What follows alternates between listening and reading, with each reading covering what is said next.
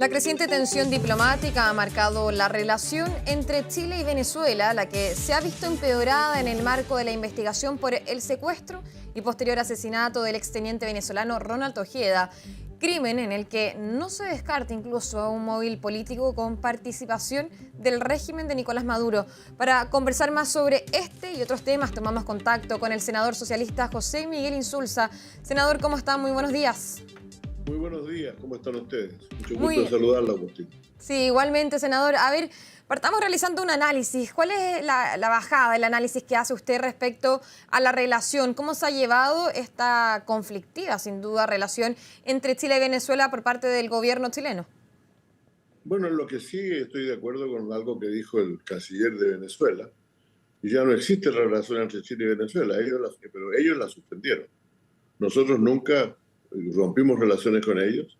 Nosotros pensábamos que era mucho más necesario para los miles de chilenos que vivían en Venezuela y para los cientos de miles de chilenos, de venezolanos que viven en Chile, era bueno que las relaciones existieran. Por último, incluso aunque fuera en un tono a veces bastante negativo, creíamos que esa relación debía existir. Nosotros, ahora, por lo tanto, ellos rompieron la relación con Chile. Y desgraciadamente eso significa que cualquier venezolano que quiere hacer un trámite en un consulado venezolano tiene que ir a Mendoza. Cualquier chileno que tiene que hacer algún trámite en Venezuela, tiene que irse a Cúcuta, supongo, a alguna ciudad cercana de Colombia, ¿no? Entonces eso es realmente muy lamentable, pero la relación no existe en el sentido de que primero ellos expulsaron a nuestros diplomáticos y después ellos mismos arbitrariamente cerraron nuestros consulados. Así que eso es lo primero que habría que decir. Ahora, ¿por qué esto? Fundamentalmente porque Chile, como país respetuoso del derecho internacional, recurre a los temas, a los organismos internacionales que existen, ¿no? Y supongo que la última declaración en el sentido de que si se demuestra, si tenemos pruebas de que el asesinato del teniente Ojeda fue generado desde Venezuela y por autoridades venezolanas, nosotros vamos a ir a la Corte Penal Internacional. Y eso creo que fue para ellos lo más dañino. Por lo tanto, han optado simplemente por hacer de cuenta que Chile no existe. Y nosotros naturalmente replicamos, no somos un país que vaya a andar suplicando nada por el mundo, ni mucho menos, simplemente nosotros queremos tener relaciones con Venezuela, queremos tener nuestros consulados abiertos, pero si ellos han expulsado a nuestros diplomáticos, pues que se queden fuera los diplomáticos de ellos también. Senador, pero en ese sentido, ¿qué tan urgente o cuán necesario es retomar estas relaciones con Venezuela, considerando acá tres puntos importantes? Uno, la atención consular que existe. Dos, la necesidad, obviamente, de los venezolanos que están en nuestro país. Y usted bien lo decía, tienen que viajar, por ejemplo, a Argentina a realizar los trámites consulares. Y tres, también por todo lo que conlleva los trámites de extradición. Bajo ese contexto, ¿qué tan necesario es volver a generar o intentar generar lazos? Porque, bien lo decía usted, las relaciones están cortadas de parte de ellos, no así de nosotros hacia ellos. Bueno, yo entiendo que la Cancillería está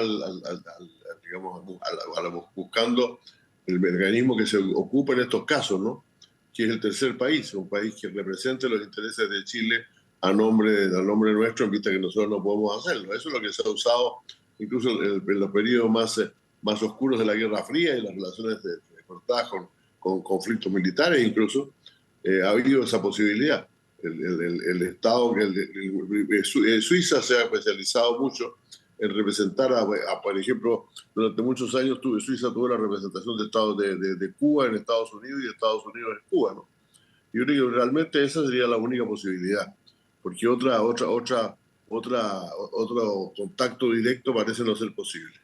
Ahora, senador, ya cayendo más a la experiencia que ha tenido usted en materia internacional en diferentes tareas que se le han otorgado a lo largo de su vida, le pregunto sobre el rol, cómo lo ha ejercido o cómo ha sido por parte del presidente Gabriel Boric, porque, claro, lo hemos visto siendo uno de los líderes políticos más críticos a la situación que ocurre en Venezuela, sobre todo a cómo lo ha llevado Nicolás Maduro, pero también considerando que, por ejemplo, y acá tenemos diferentes ejemplos que cuando, de hecho, sale Nicolás Maduro a darse como ganador de estas elecciones. El presidente Gabriel Boric es uno de los primeros líderes internacionales en menos de 30 minutos en ya escribir algo en su cuenta de X, así también, por ejemplo, cuando se anuncia una investigación a los líderes opositores. Ahora le pregunto, bajo su propia experiencia, en ese caso, más allá de la defensa de la democracia, que bien a mí me parece, ¿no debiera existir otra estrategia del presidente en donde se debiese haber mirado, y acá se lo pregunto a usted cómo lo analiza, por ejemplo, una estrategia diferente que permita resguardar en este sentido las necesidades o los intereses de Chile? No, mire, yo creo que lo que el gobierno de Chile ha hecho es lo adecuado. Que ciertamente nosotros tenemos algunos tratados internacionales, algunos acuerdos internacionales, una Carta Democrática Interamericana, que está suscrita por ambos países, por el cual nosotros naturalmente tenemos que señalar que se está rompiendo la carta, que lo que ha ocurrido en Venezuela es un fraude electoral, ni siquiera un fraude, porque ni siquiera se molestaron en fabricar los papeles, ¿no? Simplemente no entregaron los papeles. Y nosotros tenemos que decirlo. Ahora, al margen de eso, nosotros, por cierto, entendemos que vivimos en un mundo de realidades, y por esa razón nosotros mantuvimos nuestra relación, a pesar de que muchos en Chile, sobre todo de oposición, exigían que se rompieran relaciones de todo tipo con Venezuela. Nosotros nunca las terminamos, precisamente por lo que usted está señalando. Pero eso no significa que un país no pueda comentar o dar su opinión respecto de hechos que están ocurriendo, ¿no? Nosotros no podíamos reconocer al gobierno de Venezuela de ninguna manera. ¿Cómo íbamos a reconocer un gobierno que había surgido de una elección en la cual se escondieron los papeles? Se robaron los papeles. Y es cierto que los papeles están además porque las máquinas funcionaban y que dejaron su huella, ¿no? Venezuela nunca ha querido ni siquiera mostrar las huellas de esas máquinas, ¿no? Porque sabe perfectamente que los resultados son totalmente falsos. Y nosotros podemos decir eso. Pero otra cosa es que reconozcamos que los países tienen que Venezuela, como todos los países, tiene sentado un señor en el Palacio de Gobierno que opera como presidente de la República y que tiene un Ministerio de Relaciones Exteriores, etcétera. Que son ilegítimos, sí, son ilegítimos, pero que existen también. Y nosotros lo que hicimos fue reconocer ambas cosas. Ahora, senador, yo se le pregunto no por el mensaje, que a mi juicio me parece correcto lo que hace el presidente Gabriel Boric, sino por la cautela que tal vez se podría haber tenido considerando de que lo que le mencionaba, el presidente Gabriel Boric es uno de los primeros, líderes en salir, por ejemplo, a reflejar este sentir en sus cuentas de X, considerando además el problema de migración que tenemos acá en el país. ¿Usted, bajo su experiencia, la estrategia habría sido la misma? Yo agregaría a su frase que el presidente Gabriel Boric hizo esas cosas con el consenso del pueblo de Chile. Hay declaraciones unánimes, las declaraciones sobre Venezuela en el Senado han sido unánimes. Probablemente un par de senadores se han opuesto, pero su mayoría, los senadores de gobierno y de oposición, hemos aclarado y respaldado lo que el presidente de la República dice. Entonces, a esta altura no supongo que no habrá nadie que salga a decir podrían haber sido más prudentes, ¿no? Bueno, si hay algún representante hay un par de senadores o ex senadores que tienen muy buenas relaciones con Venezuela, pueden hacerle ver esto a Venezuela, que nosotros en realidad creemos que nuestros ciudadanos y los ciudadanos de ellos necesitan de nuestra representación. Pero eso no va a cambiar la opinión que el gobierno de Chile tiene respecto a lo que pasó en Venezuela. Ahora, senador, ¿no es contradictorio, y acá la posición del gobierno, pero que también fue reflejada en esta polémica entrevista del ministro de Justicia, Jaime Gajardo, donde dice que se niega la legitimidad de las elecciones en Venezuela, pero también se niegan a reconocer a dirigente opositor, que son dos cosas sumamente distintas? ¿No es contradictorio negar que existe un presidente, pero que tampoco es el líder opositor quien entonces debiera asumir esa responsabilidad? Bueno, ese es otro tema. Un tema es que nosotros reconozcamos como país soberano, que el derecho a reconocer a un gobernante lo tiene el pueblo de ese país soberano, ¿no? Pues Venezuela es un país soberano, por cierto. Nicolás Maduro se robó las elecciones, pero naturalmente quien tiene que ejercer el derecho a reconocerlo es siempre el gobierno del país, Venezuela. Ahora, no los dejan, es cierto, otra transgresión, pero no nos corresponde a nosotros como un país distinto de Venezuela reconocer autoridades venezolanas. ¿Y qué posición debiera optar Chile o tomar Chile en torno a Edmundo González? Por ejemplo, si visita Chile, que también se está diciendo que vendría en los próximos días, ¿debería reunirse con Yo, el presidente Boric? yo digo que eso es una decisión del presidente, no me corresponde a mí. Yo me imagino, pero si usted me pregunta mi opinión, yo creo que ciertamente tendría con él a las audiencias que se tienen con muchas personas importantes que vienen al país, pero no lo convertiría en una visita oficial de ninguna manera. Ya. Senador, lo quiero llevar a otro país Perdón, y yo también. quiero decir además que el ministro de Justicia, a mi juicio, las declaraciones están exactamente apegadas a la línea del gobierno. Él las conoce bien, las mencionó bien. El problema, claro, que está en otro país, probablemente alguien dice a lo mejor debería haberlo hecho, no haberlo hecho en España, pero si le preguntan, él dijo exactamente lo que es la posición del gobierno de Chile. Sí, y algo que ha repetido incluso el canciller, la vocera de gobierno en diferentes oportunidades. Senador, lo llevo también a la relación que se tiene con el presidente de Estados Unidos, Donald Trump, en donde ya vemos que en el primer mes de mandato el presidente Gabriel Boric también ya publicó en su cuenta de X un mensaje al mandatario estadounidense. Acá también le pregunto sobre la cautela del mandatario en Chile. ¿Debiera existir en cuanto a Estados Unidos o está bien que se represente la voz del presidente y en ese caso también de la ciudadanía? Bueno, es un caso distinto. Nosotros, naturalmente, no necesito decirlo, reconocemos absolutamente la legitimidad de la elección norteamericana y el derecho que tiene el presidente Trump, por lo tanto, pleno a ese reconocimiento. Él tiene una política que en muchos aspectos probablemente nosotros no compartamos, pero y lo decimos cuando lo diremos si es necesario, pero ciertamente la diferencia es muy grande, ¿no? Y hay que, siempre hay, en las relaciones diplomáticas siempre hay que tener una relación adecuada a través de la Cancillería, y los jefes de Estado también hacen sus declaraciones, dan sus opiniones, ¿no? Yo no recuerdo en este momento qué es lo que habrá dicho el presidente, supongo que tendrá que ver con la situación de Palestina, en que hemos discrepado con Estados Unidos, y seguramente Sobre vamos a seguir discrepando, pero no por eso vamos a dejar de respetar las opiniones y las cosas que ellos dicen, ¿no? Sí, en este caso fue el presidente que abordó esta idea de paz que quiere constituir, este diálogo de paz que quiere generar Donald Trump entre Ucrania y Rusia, y en donde, claro, dice que sus declaraciones son inaceptables cuando habla de que Zelensky es un dictador, que incluso la guerra la habrían iniciado ellos y habría terminado con ellos finalmente. Bueno, mira, en realidad yo creo que lo de que el señor Zelensky es un dictador, no es él no dio ningún golpe de Estado. Por cierto, él fue elegido después de otro presidente que fue derrocado, eso es cierto. Pero no es un dictador, ni mucho menos, ¿no? Pero creo que realmente, más allá de decir, mire, no, está equivocado el señor Trump sobre esto, nosotros no vamos a cuestionar las políticas de Estados Unidos sobre esta materia, más allá de eso, ¿no? Senador, Ahora, no lo creo, por lo menos no lo creería conveniente, ¿no? Porque claro. no es un tema de nuestra relación con Estados Unidos, pero Ucrania sí nos importa. Ucrania sí nos importa, como a todo el mundo le importa que un país que era un país que, en que regía la libertad de expresión y la democracia esté en guerra con otro, ¿no?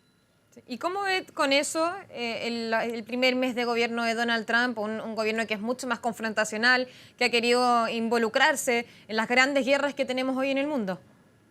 Bueno, mire, yo creo que en realidad lo que ocurre en el gobierno, lo que ha ocurrido en Ucrania, hay que examinarlo siempre a partir de una situación que vino de 20 años atrás por lo menos, ¿no? Para decirlo con más sencillez, Rusia perdió la Guerra Fría y la perdió en grande, la perdió con mucho, digamos, de manera completa, y eso significó primero la desaparición de su primer anillo de seguridad, que eran las repúblicas soviéticas, por así decirlo, la Unión Soviética y la República Soviética, y luego gran parte del segundo anillo, que era el llamado campo socialista.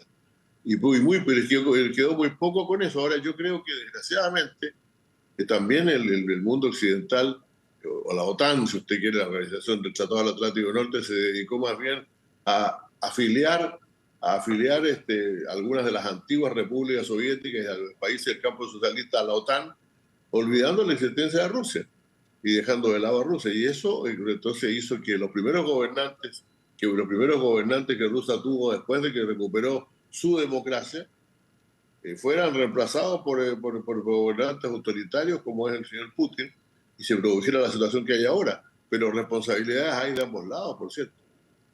Y en cuanto a Estados Unidos, senador, ha habido mucha especulación, no de ahora, de hace harto tiempo ya, sobre el desenlace que podría tener la visa waiver en nuestro país. A juicio de usted y también como ha visto estos primeros días de Donald Trump, este primer mes de Donald Trump, ¿cuál podría ser el resultado respecto de la permanencia de Chile en este programa? Bueno, no sabemos eso, somos el único país de América Latina que esté en este programa. Y según entiendo yo, y no creo estar equivocado, este tipo de instrumentos se evalúan en sus resultados. Y la verdad es que el resultado de la visa waiver no es una hemorragia de gente que quiere ir a Estados Unidos, no ha corrido todo el mundo para ir a Estados Unidos. Las visitas a Estados Unidos son más o menos parecidas, o un poco mayores, más un poco en términos de turismo, pero no son las que fueron, por ejemplo, hace muchos años atrás, hace ya 30 años, cuando yo acababa de llegar al Ministerio de Relaciones Exteriores, que Canadá había decidido que no pedir visa para los chilenos. Y de pronto Canadá empezó a llenarse de chilenos y surgieron empresas en Chile. Por ejemplo, yo siempre lo digo, en Valparaíso solamente 4 empresas que le vendían a usted pasajes para ir a Canadá por $1,000 más, que incluían el viaje y el abogado en el aeropuerto. Entonces yo creo que realmente eso es lo que se evalúa, ¿no? Lo que yo me imagino que Estados Unidos evaluará en este caso es primero si se están siguiendo todas las normas de seguridad que ellos han solicitado, que se están siguiendo, incluso entregando los antecedentes que se pidan de la gente que viaja, y al mismo tiempo el hecho de que no ha habido una visible variación, una muy grave violación de las visitas de ciudadanos chilenos a Estados Unidos, ni mucho menos de gente que se haya quedado allá, ¿no? Ahora, senador, entendemos que los casos de delincuencia sí se han protagonizado en portadas norteamericanas. Evidente, son casos que han sido anunciados fundamentalmente en el condado de Orange, en California, por un señor que no en este momento se me llama, pero que fue presidente de la Cámara de Representantes, que ahora no es, entiendo que ya lo postuló de nuevo, pero que realmente tiene alguna influencia. Ahora es uno de los poquísimos cónsules, es la única autoridad norteamericana que ha planteado este tema, ¿no? Eso no ha sido planteado ni no ha sido discutido. Nosotros, por cierto, con motivo de los problemas de los robos, hubo un diálogo con Estados Unidos y se realizaron todas las medidas que se habían acordado con ellos, ¿no? Y ellos reciben toda la información sobre los ciudadanos chilenos, la tienen y otorgan la exención de visa. Waiver es exención, entre paréntesis, no es una visa especial, es la exención, otorgan la exención de visa a los ciudadanos chilenos con todos esos antecedentes, ¿no? Entonces, claro, si algún error de esto se produce, no será el primer ciudadano de un país que comete un delito en otro, ¿no? Pero esto no es una especie de banda, ni siquiera banda de crimen organizado, son simplemente lanzas que han ido a Estados Unidos y que hoy día están presos ya, ¿no? Sí, senador, no puedo dejar de preguntarle, por último, usted como militante socialista, ¿Michelle Bachelet podría llegar a la papeleta, usted cree, presidencial para un tercer periodo? Le gustaría también parte de la pregunta que le quiero realizar. Mire, sobre esto ya he respondido muchas veces y no quiero tener ni diálogo ni debate. Ella tiene perfecto derecho a hacer lo que le parezca. A mí siempre me ha parecido que solamente en el caso del presidente de la República, porque es un cargo demasiado importante, no deberíamos tener demasiadas reelecciones sucesivas, pero eso ya es un asunto de ella. Y si ella llega a la presidencia de la República, bueno, se acepta las presiones a las que ha sido sometida, han sido presiones fuertes, ¿no? Que prácticamente ella tiene que salvar el país o algo así. Si ella cree que es así y piensa necesario hacerlo así, pues lo hará, ¿no? Será una decisión de ella. ¿Y si no, quién sería su candidato, senador? ¿O candidata? Mi candidata siempre ha sido Carolina Toá, pero naturalmente me estoy a lo que mi sector y mi partido y mi sector dispongan, que sea quien sea el candidato, ¿no?